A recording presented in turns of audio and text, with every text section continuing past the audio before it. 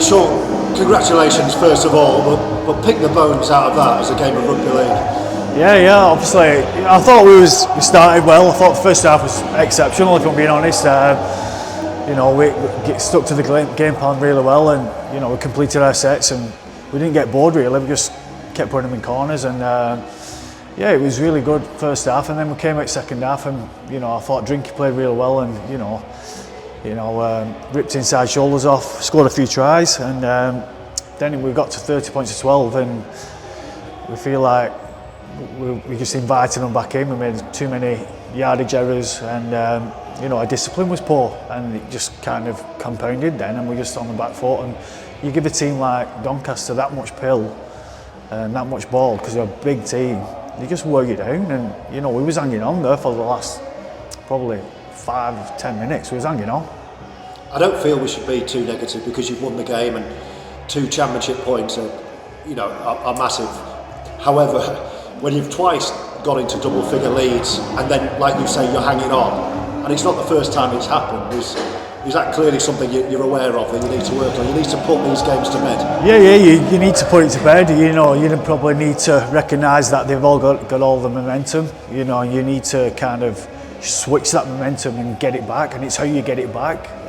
You can't just keep handing the ball over and not completing sets, and if your kick chases a bit off against a back five like Doncaster, with Briscoe, Hall and Reece Lynn and people like that, they're going to carve you up a little bit, and that's when all the middles had a bit of joy. And with the chaos what they had with the offloads, we'd handle that very well, and we were just doing a little bit too much defending for mine, and it's a mad competition, this, the championship, because anybody can beat anyone on the day, and if you give someone that momentum possession, you'd be defending for quite some time.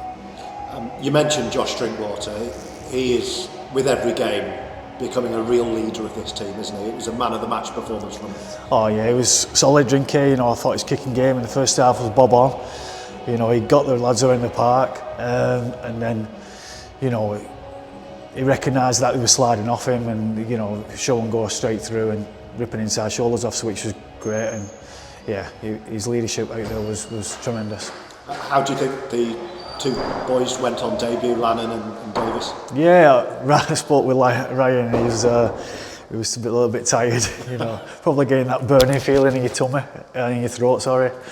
So it was good that he blew the cobwebs off, and got some minutes under his belt. And I thought Ben was really good, first half, and then probably just recognising our defensive system on a couple of occasions, what to do and what not to do, so he'll get better for that. It's a big couple of weeks now, games against Toulouse and the semi-final. How much does this need to be a springboard in terms of, yes, we've got the win, but we've got to raise it for these next couple of weeks?